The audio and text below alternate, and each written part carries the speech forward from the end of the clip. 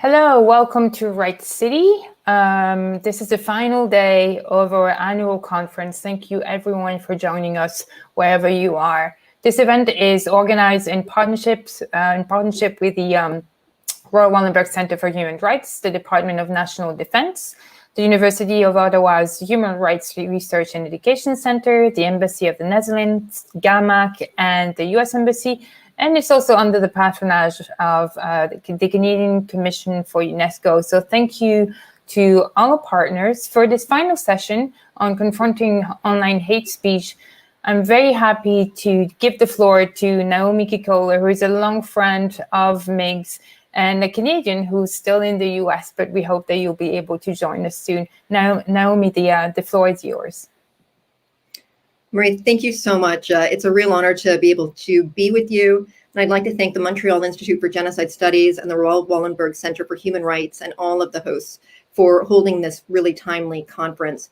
For those who are marking Juneteenth, I wish you a very meaningful day. I'd like to just start by saying that we're going to be discussing one of the most pressing challenges of the modern human rights movement, how to confront online hate speech. Emerging technologies, including social media, have in many ways revolutionized the promotion and protection of human rights.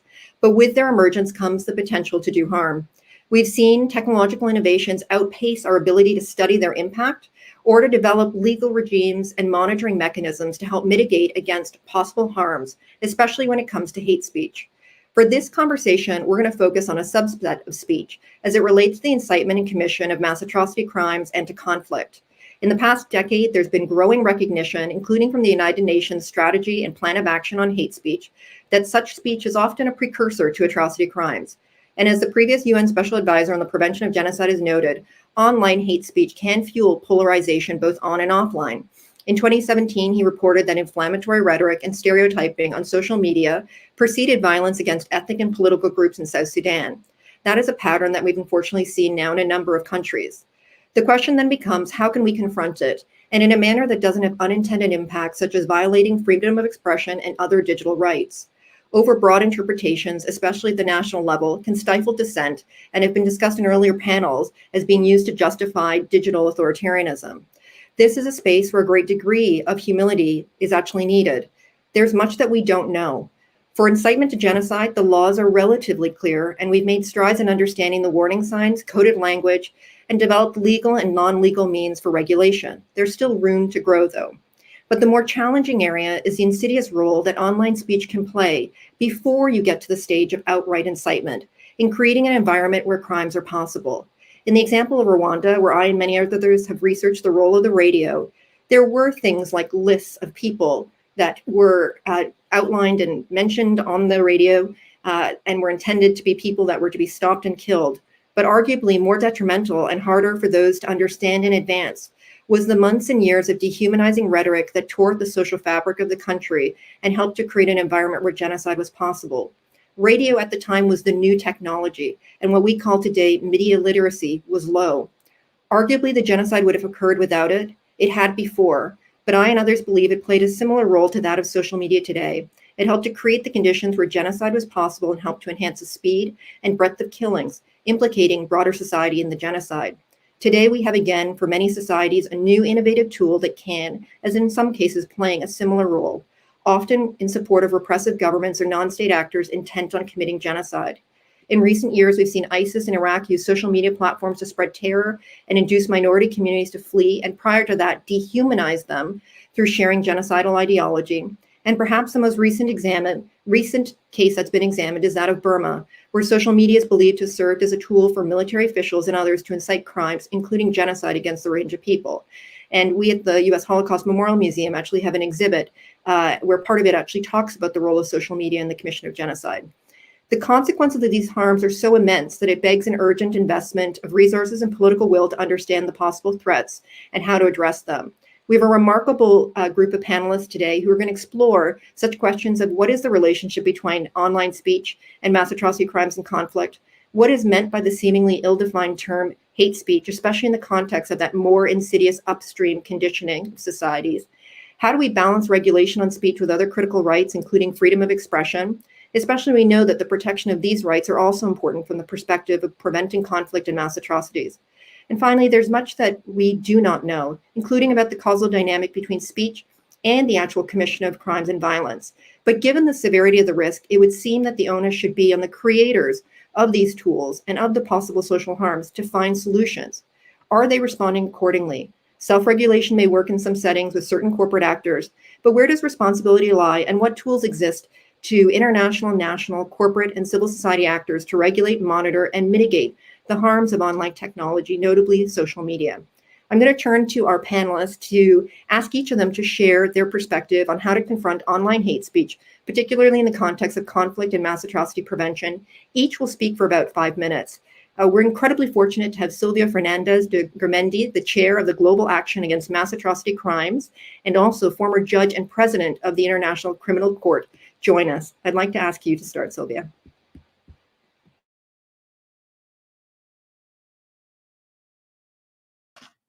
Thank you very much, and thank you for this great introduction to our topic today. Indeed, I am here in my capacity of chair of the Global Action Against Mass Atrocity, GAAMAC, which I would like to indicate. It is a global and inclusive network of states, civil society, and academic institutions that aim to support states in establishing national architectures and policies for the early and permanent prevention of atrocities. Now, GAAMAC, as a prevention platform composed of states and civil society, and 19 partners, including a mix being one of them, this platform is proposed as a space to talk about real issues and to contribute to move from a culture of reaction to a culture of prevention. Now, GAAMAC is then a platform for prevention. And actually, it is not a platform about hate speech, but because we deal with prevention of mass atrocities, GAAMAC has identified, indeed, as the UN, hate speech as a precursor of violence. We really agree with that, and we are very much supportive of their action plan. And actually, we are planning to have the 4th global meeting of GAAMAC this year in November, to focus the entire conference on hate speech, incitement, and discrimination. And we hope that the knowledge and expertise of our diverse community, in particular sharing good practices about different jurisdictions and mechanisms, will help us to understand how to address hate speech. We believe that indeed we need to address this hate speech together. Together, I mean states, civil society, and as you said yourself in your introduction, there is a lot that we do not know about. We know the problem, we are identifying hate speech as a problem, but how to address it without infringing on other very important rights, as you mentioned, like freedom of expression, is not an easy matter. And who does what and who decides what? We see that, well, of course, hate speech is not an invention of digital technologies, but as you said yourself, this has really introduced, new technologies have really introduced a new dimension to hate speech. Hate speech, and that's why we know it's a precursor of violence, because even before digital technologies, it has been demonstrated by history, from the Holocaust to Srebrenica, Rwanda, Myanmar, Cameroon, South Sudan, Burundi. All these areas, hate speech played a huge role. And also, it has also showed that past and recent events have shown that no society is immune to this. So hate speech is not, it is clear from the examples that I have given, from the Holocaust to Rwanda, that hate speech can be disseminated also by conventional means, such as newspapers in the Holocaust or the radio in Rwanda. You mentioned that yourself. But it is, as I said, obvious that new technologies bring a new dimension to the problem. They have radically changed the way we work and communicate, and enhance the possibility to transmit, disseminate, and amplify and generate prejudice and divisions in society. The gravity of these events challenges us and reminds us the urgency and importance of responding appropriately to the problem early on. Now, again, how we address it. One needs to strike the right balance on when to intervene and to repress hate speech without undermining, as I said, other rights like freedom of expression. In many countries, in most countries, including those associated with GAAMAC, hate speech is only repressed when it directly incites to violence or discrimination. But then it may be then too late to prevent such violence. So how can we counter it early enough without infringing freedom of expression, for instance? And who is to repress it? Who regulates? States? Corporations? How we deal with this issue? We have a space that we need to address when it's early enough to really counter hate speech. The problem is, and I come from a world of, well, of course, accountability is very important, but accountability means repression.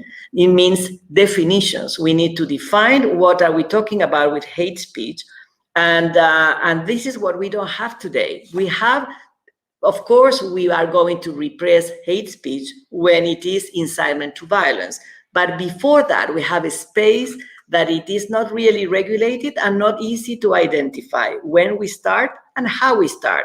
And I throw this question here. It is maybe not just about repression, but maybe about other means to address the issue. And then this is what we need to discuss. Education, for instance, monitoring social media on hate speech in specific circumstances, for instance, in specific situations, for instance, during elections, how to address hate speech when it affects, in particular, minorities and other vulnerable groups, women, youth, survivors. So, and how we can also, of course, focus also always on addressing the underlying causes of hate speech, because at the end of the day, hate speech may generate, but also is a manifestation. So, of course, if we want to deal with hate speech, we need to address the underlying causes: discrimination, anti-Semitism, xenophobia, attacks against minorities and vulnerable groups. So I will stop here just to say that with GAAMAC, we think that because this is such a holistic issue that addresses so many questions and no society is immune, we need to have a global approach to it. We cannot just deal with it at the national level. But I've stopped here now. Thank you. Thank you so much, Silvia. That was incredibly rich and already on some really difficult questions for us to grapple with, including in the discussion, especially around the need for definitions, and also the question of who is it that we're talking about in terms of what you're responding to in regards to not just repression, but also other tactics to be able to counter, including education and supporting resiliences within communities so that they themselves are able to counter the information that they're receiving, including hateful messages. I'm going to turn right now to our second panelist, Fernand de Varennes, the United Nations Special Rapporteur on Minority Issues. Thank you, Naomi. Mesdames et messieurs, bonjour tout le monde, buenos dias. I'm delighted and honored to be part of this event with such distinguished speakers as Silvia and Ian. And I'd like to express also my gratitude to all of the organizers for the privilege of taking part with all of you today. I'm especially pleased to have Naomi, the director of the Center for Prevention of Genocide, moderating this panel, because I'd like to start with this statement, which I think might have been used at an event held at the US Holocaust Memorial Museum, that the genocide we know as the Shoah or Holocaust did not begin with gas chambers. It started with hate speech against a minority. The Nazis effectively used propaganda to win the support of millions of Germans, to facilitate persecution, war, and ultimately genocide of, well, mainly Jewish and Roma minorities. So let me start with a provocative warning. Social media platforms now amplify intolerance and prejudice and allow thousands of little Joseph Goebbels to spew propaganda of hate and racism, reaching almost immediately huge numbers of people around the world, but causing also real harm, literally leading individuals around the world being vilified, pointed out, lined up, lynched, and massacred because they belong to dehumanized others, usually overwhelmingly targeting minorities. The data available in some countries suggests that 3/4, for example, of hate crimes are aimed at minorities, and it seems that it is around the same proportion when we talk of who are those mainly targeted by hate speech. So let's be clear here. The use of social media played a widely acknowledged role in atrocities and what we can describe as genocide of the Rohingya minority in Myanmar. This was mentioned earlier. Social media played a prominent, even fundamental role, really, in the massacres and the destruction against, well, the Muslim minority in Sri Lanka a few years ago. And it is right now also contributing hugely to the rise of hate speech, violence, lynchings, rapes committed against minorities in India, such as the Dalits, Muslims in Assam, India, and other areas, attacks against Christian minorities, and so on. Goebbels would have approved. Anti-Semitism through social media is not only alive, it's in fact healthier. It's increasing in its reach and the speed of propagation thanks to social media. And it's hard, if you think about it, to claim that technology is a force for good in these conditions if we allow it to be the medium for evil and even used to propagate anti-Semitic tropes such as claims of Jewish space lasers or other types of conspiracies, which we don't need to go into. 2 points I'd like to make. Social media platforms are not doing near enough. Despite some recognition, some changes, a few steps in the right direction, which will probably be mentioned earlier. And I think there really are 2 dimensions that are still missing: admission and liability. Admission in the sense that almost none, and I'm talking about social media platforms, but I could also talk about even international organizations. None of them sufficiently admit publicly, beyond generalities, that there is a trend that we are seeing, as occurred in Nazi Germany. Minorities and other vulnerable groups are specifically, intentionally, the main overwhelming targets of hate speech. Most, and this is a criticism and it's a generalization, most media platforms seem to content themselves with, well, rather general, pasteurized statements of protecting everyone or all vulnerable groups. We have to use their name. We have to call evil for what it is. And we have to admit who are the 3/4 or more victims of hate speech.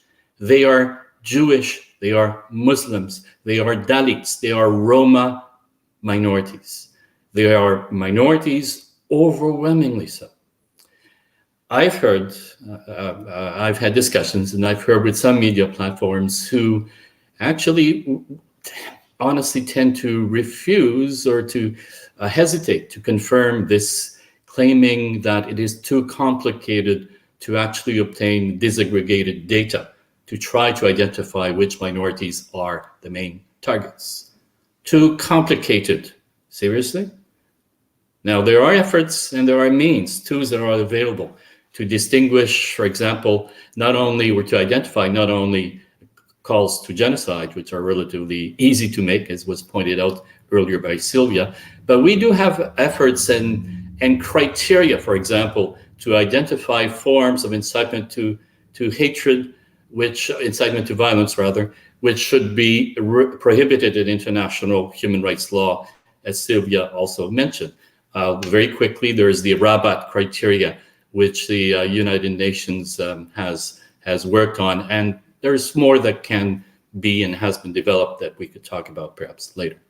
So the main point I'd like to make here is that refusing to name those who are the main targets means, in my opinion, that we are part of the problem and not yet the solution, and are not doing enough in relation to the scourge we're facing, in part because we're still not naming the evil propaganda that we're seeing.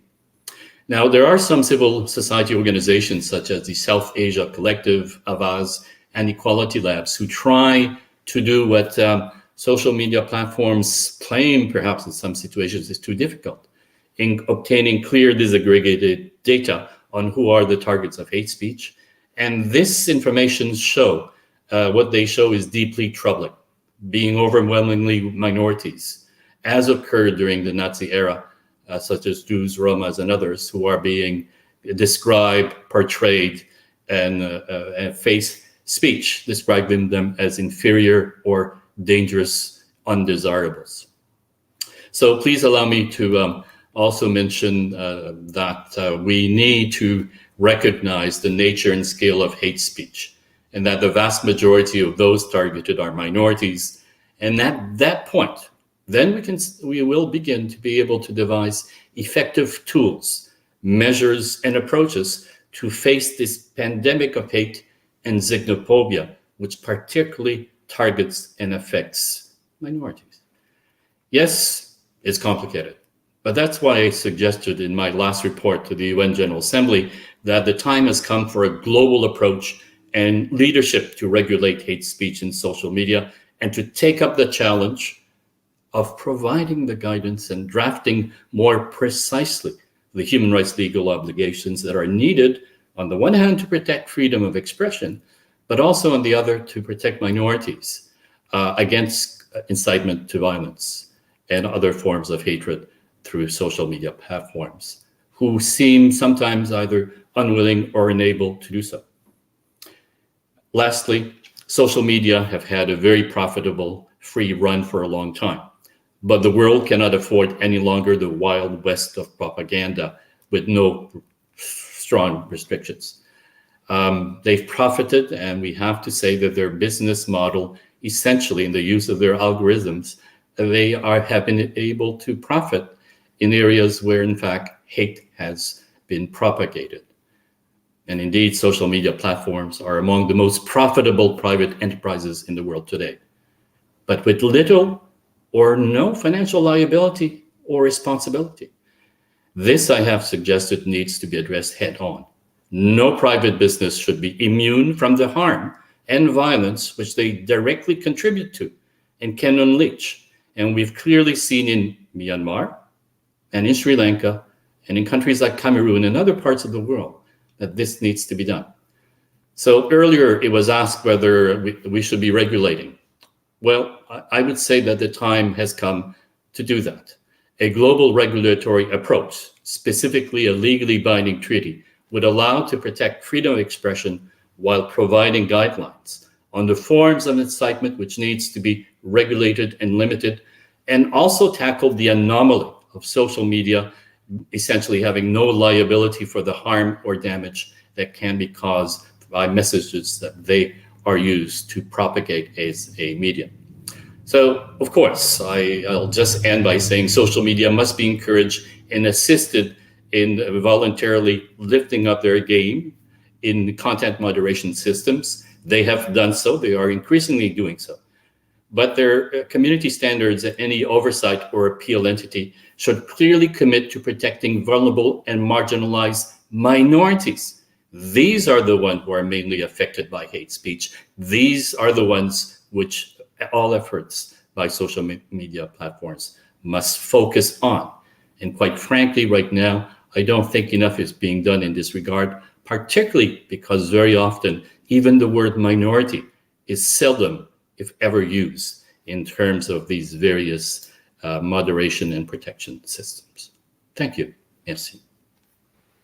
Thank you so much for that incredibly powerful statement there, Fernand, and for really squarely articulating the continuity between historical experiences of genocide and horrific persecution and the types of hate speech that we see today, and the reality that those who are trying to spread and proliferate Islamophobia, anti-Semitism, anti-Rohingya sentiments are using very similar strategies and tactics.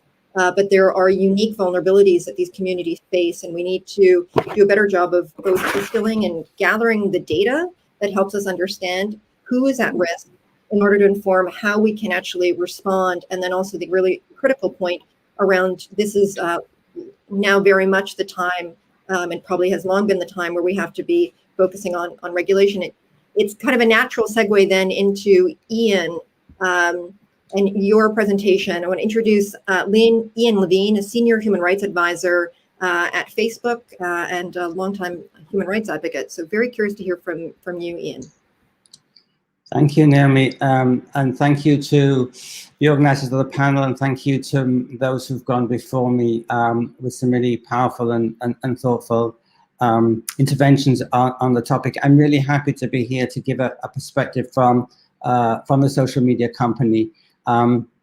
Obviously, this conversation is taking place, as others have said, not only in the context of extraordinarily worrying levels of hate speech in many conflicts around the world, in most cases, as Fernand said, directed against minorities, racial, religious, those based on sexual orientation, gender identity, and others. But in the context, particularly since the beginning of the COVID epidemic, in which our lives have more and more migrated online, and in which we more and more both exercise our human rights to freedom of expression, to access to information, freedom of assembly, health, education, the right to an adequate standard of living online, but we also increasingly see our human rights violated online through hate speech and misinformation and disinformation and bullying and harassment and so many other questions. So I think it's really important to begin the conversation with the international human rights framework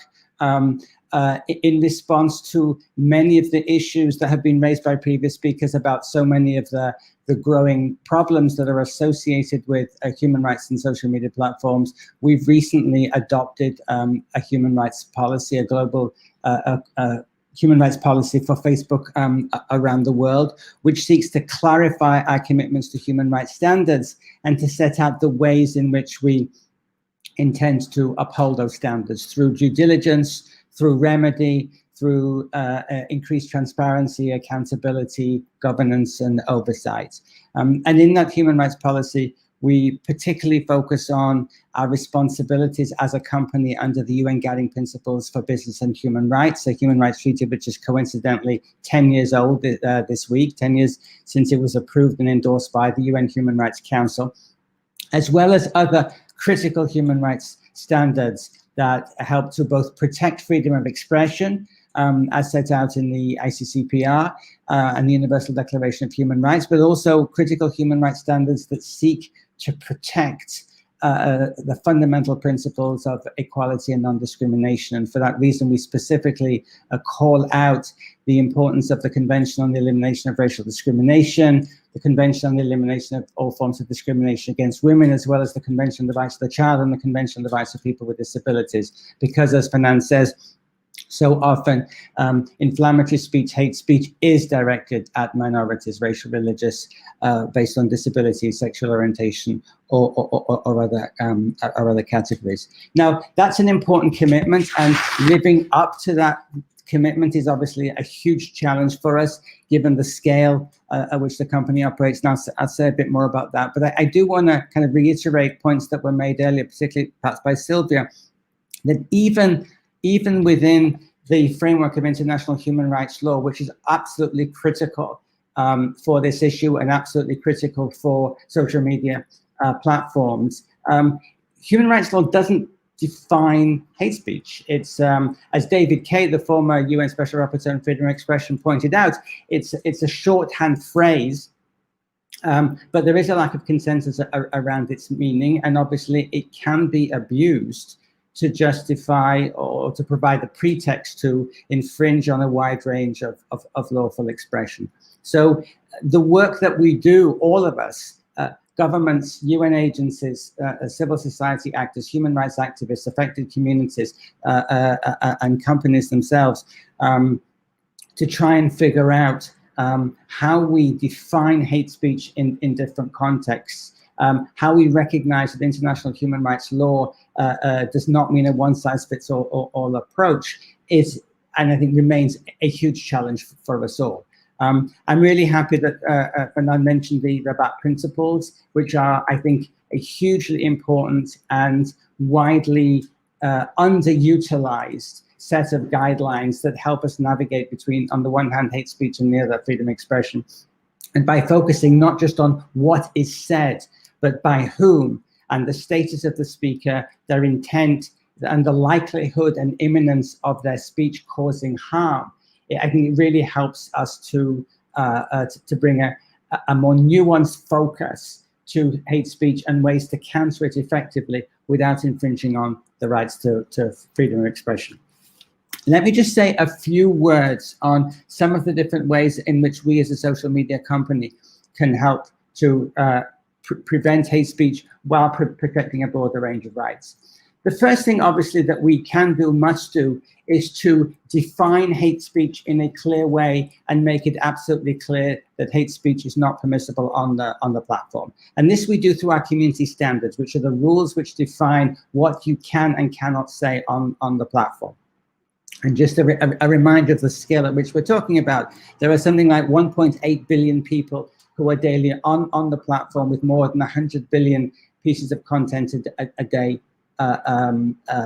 published. But we define hate speech clearly. We define it as a direct attack against people on the basis of what we call protected characteristics. That can be race, ethnicity, national origin, disability, sexual orientation, gender identity. So that's the first important step. It doesn't resolve the problem, but at least it's the beginning of ensuring that we are clear about what we do not allow, and trying to make it clear to our users what we don't allow. The second question, obviously, is how do we enforce? How do we try and ensure that we live up to our commitment not to allow hate speech on the platform? And as Fernand said, we don't always get it right, and there's still a long way to go. And we do this in two ways. We do it through automated enforcement, and we do it through human content moderation. About 97% of hate speech on the platform is removed automatically. It's removed through algorithms, through classifiers. In the first quarter of 2021, something like 25 million pieces of content were removed because they are hate speech. Other content is removed by human content moderators following complaints that are made by users, where users flag that content for it to be used. Now, decisions about what is and is not allowed, up or down, are really important, and central, obviously, to our commitment to and capacity to keep hate speech off the platform while protecting freedom of expression. But clearly we need to go beyond binary solutions. It can't just be up or down. We need to be more subtle and more sophisticated. And I think increasingly social media platforms are looking to find ways of moving beyond binary solutions to addressing hate speech. So for example, how do we link when people deliberately spread misinformation and disinformation against a particular group, when they say that a particular group, for example, is responsible for spreading COVID, or a particular group is trying to, control the global economy, whatever it may be, linking to credible information, linking people to sources of good information, as well as thinking about ways of removing hate speech, can be important ways of helping us to address hate speech. Similarly, various programs which we've worked with civil society groups around the world to try and promote counter speech, to try and promote positive speech to address conflicts within societies, polarization between different groups, can be really, really important ways. Human rights due diligence is a critical part of our commitment in the policy, and I do want to emphasize the importance of that. Assessing the human rights impact of our platform, working particularly with local stakeholders, with affected communities, with local civil society and human rights groups, as we do in many countries around the world, to understand the links between online conduct and online speech and their offline implications, the real world harm that can be provoked, and looking to find ways to prevent that through education, more effective content moderation, and other means are obviously critically important. And the last thing, and I realize I'm going over time, is just I really want to emphasize one point, and it was made previously, but I just want to emphasize it again because I think it's critically important. One of the most important of the many important statements and commitments and proposals made in the UN Secretary General's roadmap for digital cooperation, which I think is a hugely important fundamental global document that is of deep relevance to this issue, is the important, there are two things he said. Firstly, that human rights have to be at the heart of all the discussions and dialogues and policy formulations around a digital roadmap and the ways in which we develop the digital sphere as an international community. And secondly, the emphasis on multi-stakeholder engagement, on ensuring that the UN system, government, civil society actors, and the private sector come together, because these are not problems that are going to be resolved in fragmented ways. It's only going to happen if we do so in a coherent and organized way. And the last thing I want to say is I just want to mention one very concrete example, Myanmar.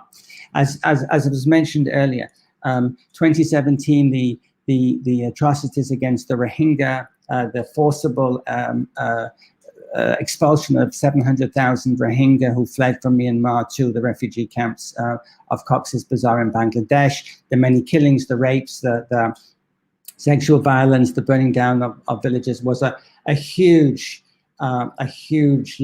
low point for Facebook and for social media and for its abuse in order to promote atrocities against a minority group. But I want to look at what's happening now in Myanmar to show that we have moved forward, we are learning lessons, and if you look at what's been going on since the coup on February the 1st, 2021, which is leading obviously to massive human rights violations. But if you look at the way in which the social media companies have responded to that, I think you can see that we are learning lessons and we are finding ways to ensure that we respond in a much more rights respecting way. And one action that I want to highlight, which I think is really important, is that shortly after the coup, Facebook removed the Tatmadaw, the Myanmar military, from the platform, precisely for human rights reasons. And we did so by citing the UN guiding principles on business and human rights to justify our decision, because we felt that was essential in order to keep the Myanmar people safe and as much as possible to protect their freedom of expression on the platform. So thanks again, and I look forward to the questions. Thank you so much, Ian, for that breadth of discussion about both how Facebook has been trying to address some of the challenges, but also a reminder that even on some of the challenging questions around definitions, there are agreements like the Rabat agreement that you referred to that does help to articulate some of the principles that one should consider when you're thinking about the type of speech that needs to be regulated. We have a number of questions that have already come up in the chat, and I'd encourage others to add their thoughts. I wanted to start maybe just with one general question, which is applicable to all of you. You each noted on a number of different tools, and if we were to kind of put them together, some of the tools include the removal of speech or individuals who are espousing what would be considered a violation of what community standards are for different social media firms, or might rise to the level of being hate speech. Ian, you said specifically your algorithms at Facebook, 97% of such content is automatically taken down. There was references to the need to counter messages, and that civil society in particular can play an important role in countering. Silvia mentioned the importance of education. I was wondering if you could all just maybe add your thoughts briefly on what are the types of tools that exist in addition to regulations. I think a lot of the conversation, as it especially is coming up right now within the chat, will focus on that question around regulation, including kind of international efforts to do so. Would you mind, maybe we just start with Silvia, with some of the other ways in which social media, some of the potential harms associated with could be mitigated?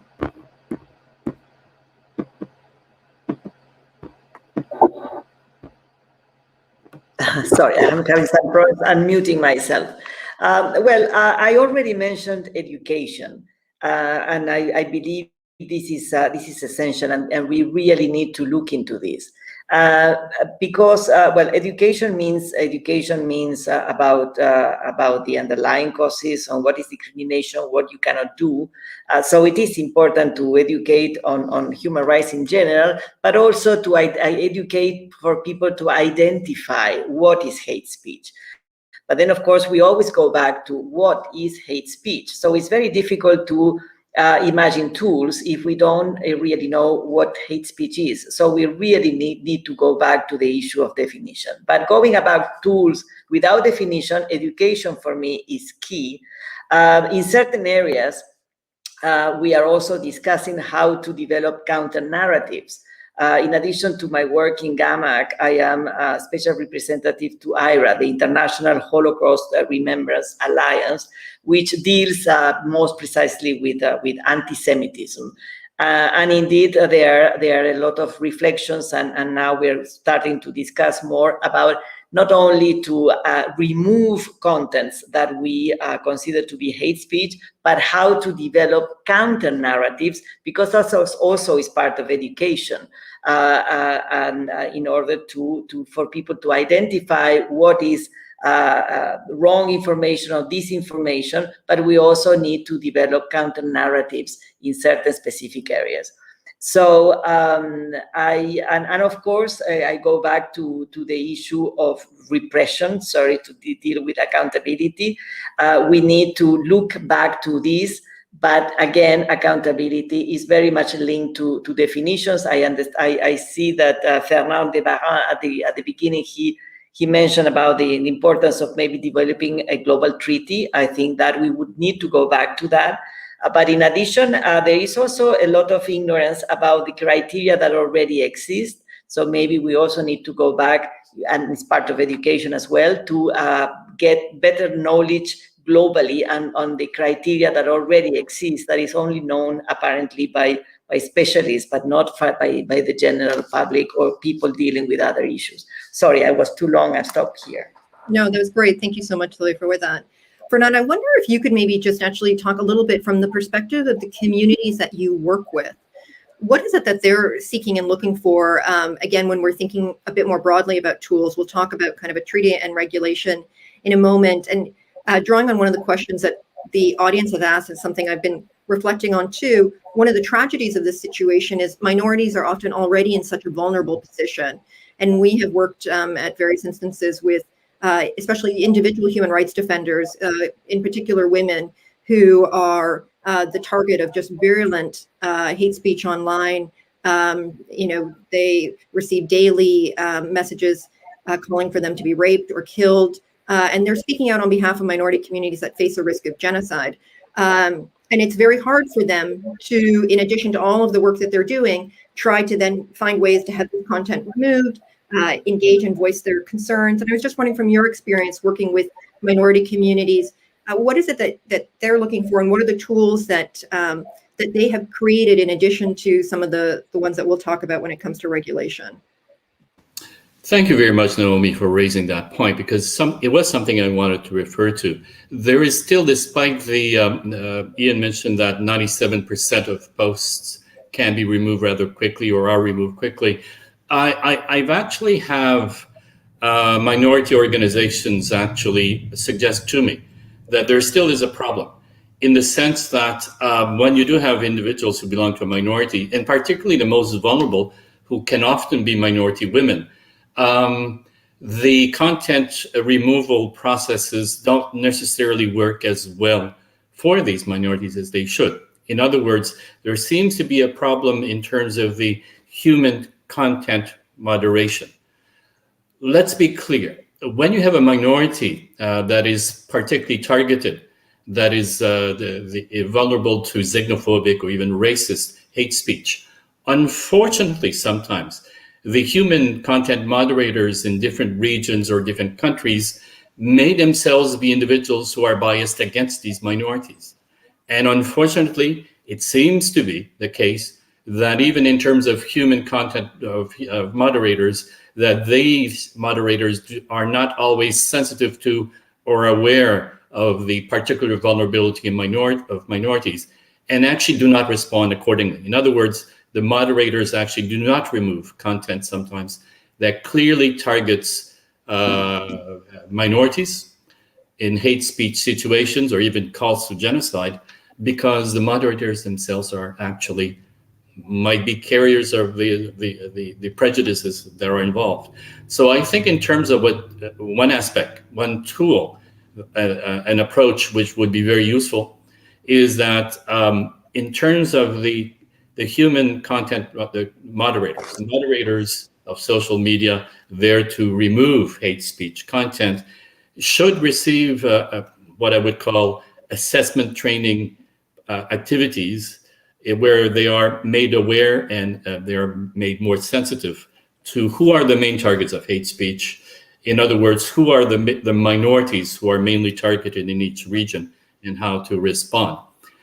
This is not being done, I would suggest, or to my knowledge anyway, so that we still have issues in this regard where the training, and there is human rights training, I believe, in many cases with some social media platforms, but it's general, and it still does not focus on who are the main targets, who are the most vulnerable. Minorities, particularly women who are within the minority communities, as you said, are targeted for violence and even calls for rape and other forms of atrocities. So I think there needs to be specifically training for these assessors, these moderators, where minorities are the main focus of their training. And I'll just end very quickly by saying this is not the case. Quite often the training never even mentions the word minority as such when dealing with these human rights issues. And I think that's a serious flaw, quite frankly. It's a really important an issue that you raised there, Fernand. And I think it's also important to acknowledge that when we talk about social media companies and we talk about online platforms, we are talking about hundreds and thousands of entities, of which the vast majority of them don't really even do content moderation. And we'll kind of go in a moment to the question of how do you create any type of international regulatory body or treaty when you take into account that fact. If one is working with a Russian platform like the Contacte, they have very different approaches to regulation than, as Ian articulated, Facebook might be doing. Ian, there was a discussion of kind of content moderation. You might want to speak to that. I think the question that I have for you is around countering speech. You spoke a bit about content moderation by Facebook. You spoke about the removal of posts that could contribute to hate speech. What about efforts to counter messages and present another narrative or kind of support the building of kind of resilience or community resilience to counter the messages themselves? Is that something that Facebook is undertaking, and is that a large area of focus for the social media companies as well? Thanks, Naomi. Before I answer that question, I just want to go to Fernand's last point about training of content moderators. It's actually very relevant because we are, as part of the launch and the rollout of the human rights policy, where there's a whole series of actions that we're taking, which includes the intensified human rights training, including for content moderators. And just to say that point is well taken about the importance of ensuring that human rights training and specifically addresses protection of minorities and looking at different ways in which in different parts of the world different minority groups are targeted. So that point is well taken, and thank you. In terms of counter speech, yes. Are we doing as much as we should? Almost certainly not. But there is some good work being done. Just to give one very concrete example, I want to mention a group called Defy Hate Now, which does particularly good work in South Sudan, Ethiopia, and Cameroon. And we've already had talk, I think, of all the three of those countries during this panel as being countries where violence and hate speech are extremely prevalent, both kind of in the offline world as well as in the online world. And much more work is needed. And in all of those countries, obviously, as a social media platform, we're making every effort to content moderate effectively, to define hate speech, to ensure that we know what are the terms being used across many, many different language groups against particular minorities. But also, this organization, Defy Hate Now, I think has done really important work in engaging with communities in those countries to train, to engage, and to talk about ways of using social media platforms to counter hate speech, to counter incitement to violence, to counter the deliberate spread of misinformation and disinformation that sows mistrust and distrust between communities, and looking to see how platforms can be used to fulfill what we want them to fulfill, to harness freedom of expression, to intensify interactions and engagement between communities. It's just one example, but it's been a privilege for us to work with Defy Hate Now, and it's the kind of initiative that we want to be able to do a lot more of, to ensure that the platform, as much as possible, is pushing back against hate speech, not only through taking down content or taking down actual accounts, which we obviously do sometimes. We remove accounts belonging to dangerous organizations or individuals, but to see the platforms being used for the purpose for which they were intended, to promote rights, to promote discourse within and between communities, and to harness the more positive side of human interaction. Thank you so much for that, Ian. And I think we'll share the link to Defy Hate Now.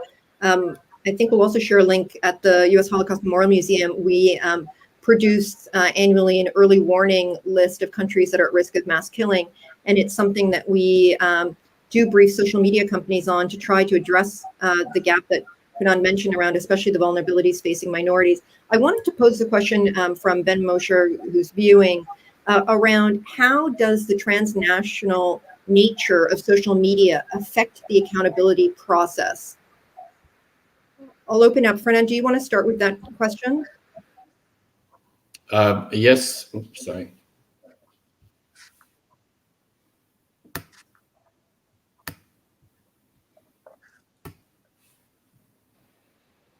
Can you hear me? Yes, we can hear you.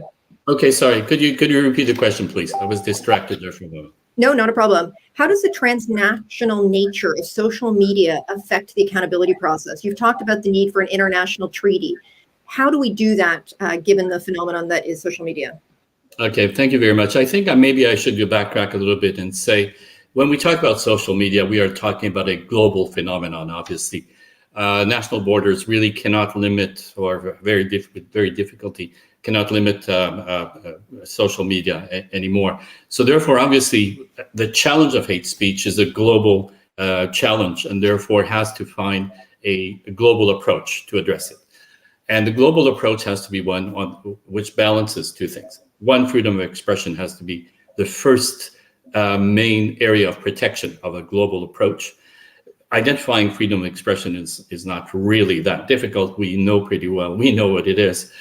However, the permissible limits to freedom of expression in international human rights law, as we heard earlier from Silvia and Ian, is much more difficult to define. We do have a few tools, such as the Rabat principle, which I myself and Ian have referred to. And I think what needs to be done is a global approach so that we can deal with really what is a global challenge and difficulty. And that would require, therefore, engaging not only states in today's world with social media, but obviously the social media platform owners themselves. And I would suggest civil society organizations and minority organizations as such. So this is how I would suggest one needs to look at what we're talking about.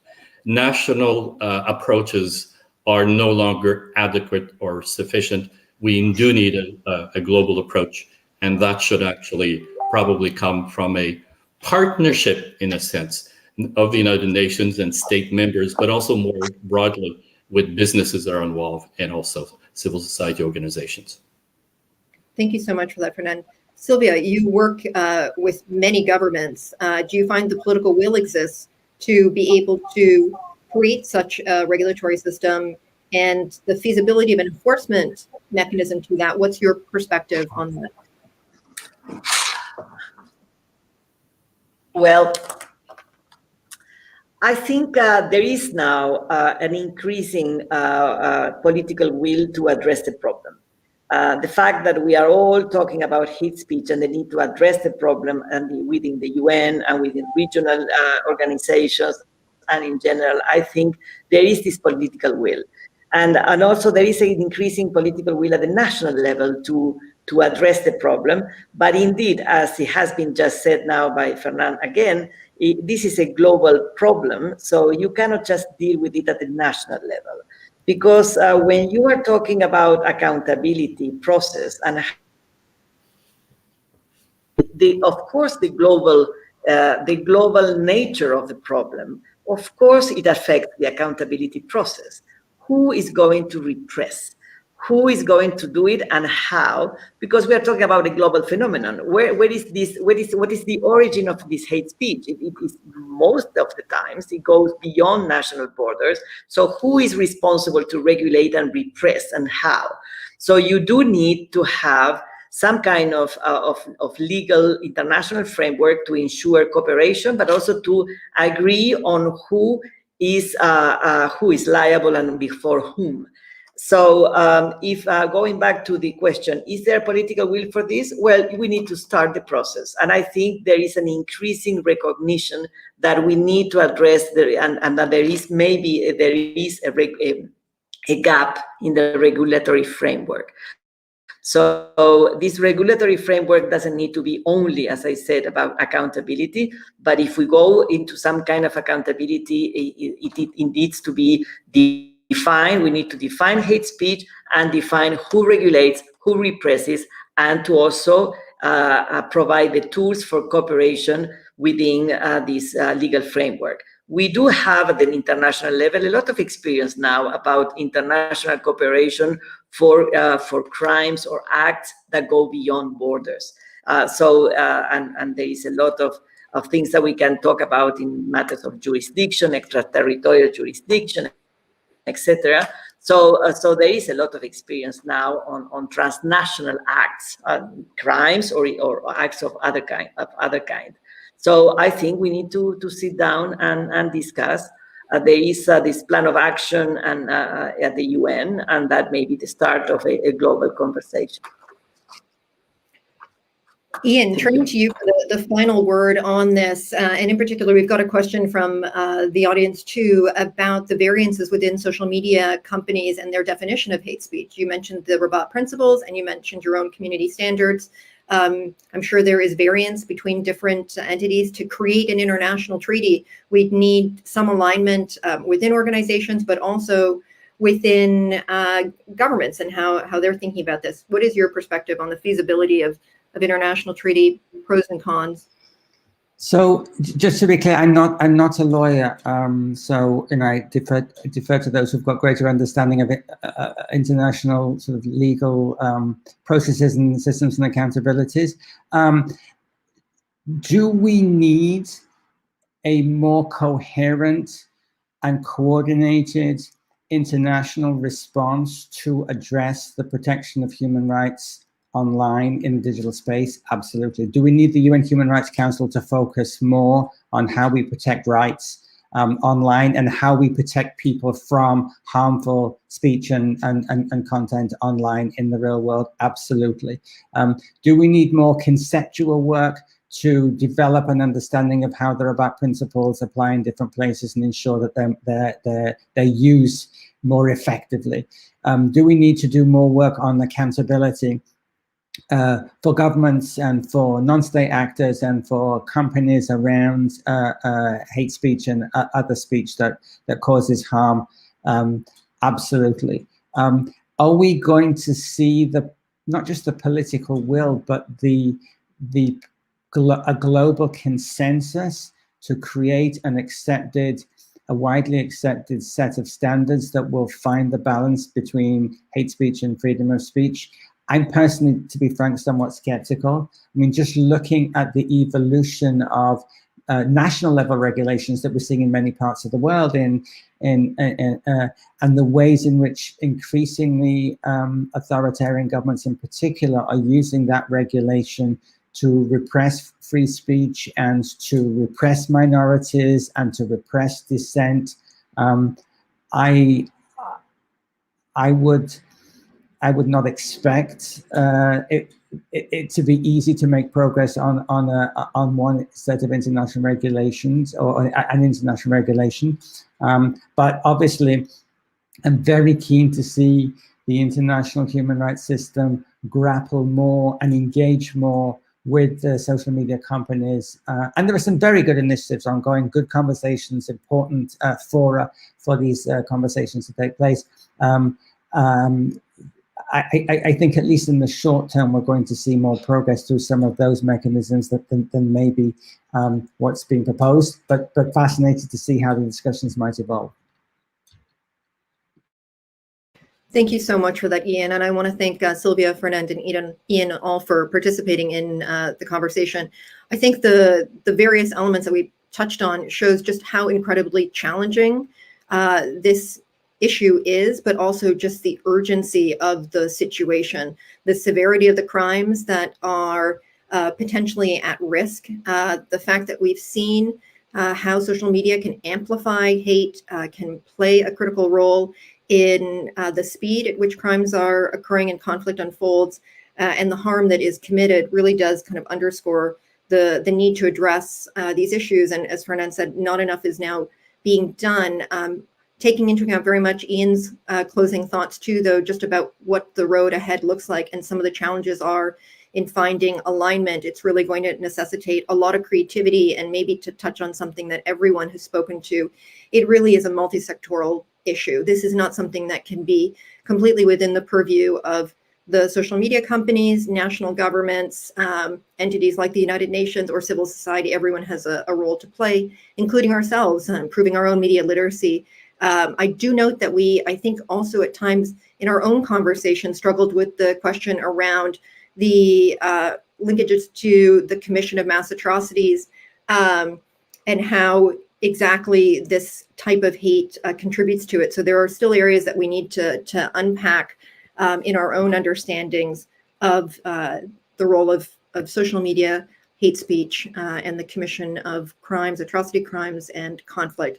Thank you all for taking the time to join us, and a very big thank you to the Montreal Institute for Genocide Studies and the Raoul Wallenberg Center.